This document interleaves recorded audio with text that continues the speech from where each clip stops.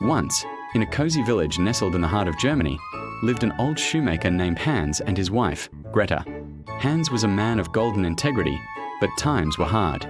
Poverty had crept into their shop like a cold winter fog. Now, he sat at his workbench with the very last piece of leather he owned, just enough for one final pair of shoes. With a heavy sigh, he carefully cut the leather into shape, his glasses slipping down his nose. "I shall sew these in the morning," he whispered to the flickering candle.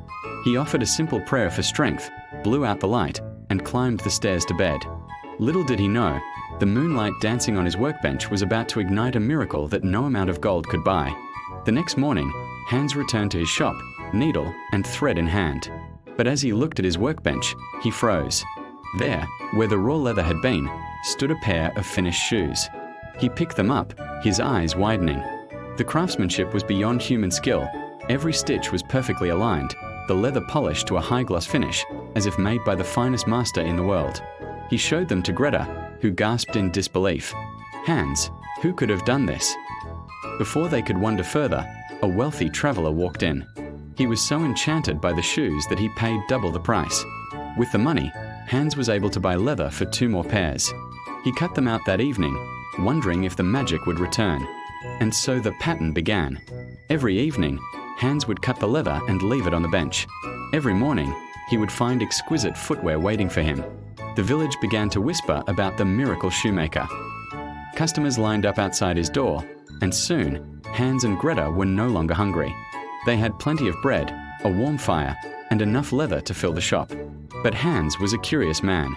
He didn't just want the wealth, he wanted to know the heart behind the help. One night, just before Christmas, as the snow fell softly outside their window, Hans turned to Greta and said, "Let us stay up tonight. Let us hide behind the curtain and see who these mysterious friends are who work so tirelessly for us." As the clock struck midnight, the shop grew silent. Suddenly, 2 tiny figures, no taller than a spool of thread, appeared on the workbench. Hans and Greta watched from behind the curtain, their hearts racing. The little figures didn't waste a second. They scampered across the workbench, their tiny hands moving like lightning. Tap, tap, tap, went the little hammers. Zip, zip, zip, went the silver needles. They worked with incredible speed and precision, shaping and stitching the leather with expert skill. They were incredibly fast, incredibly precise, and clearly enjoyed the art of creation. By dawn, the bench was filled with beautifully crafted shoes, and the little workers vanished into the shadows. "Those poor little things," Greta whispered the next morning. "They work so hard for us in the cold. We must give them something in return for all they have done." Hans nodded, his heart full of gratitude. So, they set to work.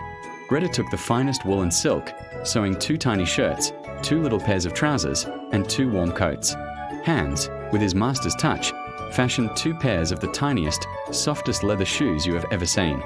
On Christmas Eve, instead of leather scraps, they laid the miniature clothes on the workbench. They hid once more, eager to see the reaction of their tiny benefactors.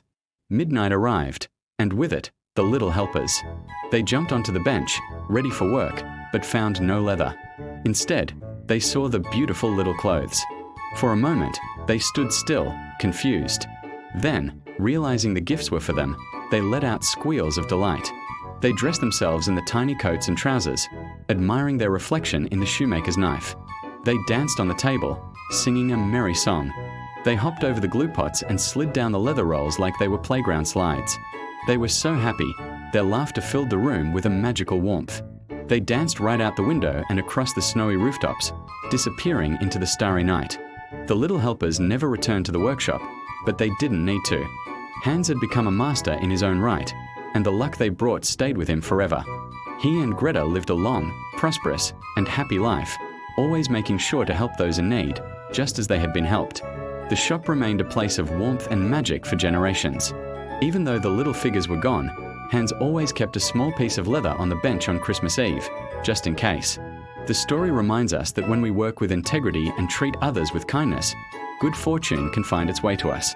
The story of the elves and the shoemaker teaches us that diligence and kindness attract help from unexpected places.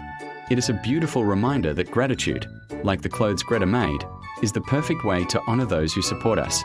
If you loved this Pixar-style journey, please like and subscribe. Click the bell for more 4K fairy tales. Who should we animate next? Let us know below.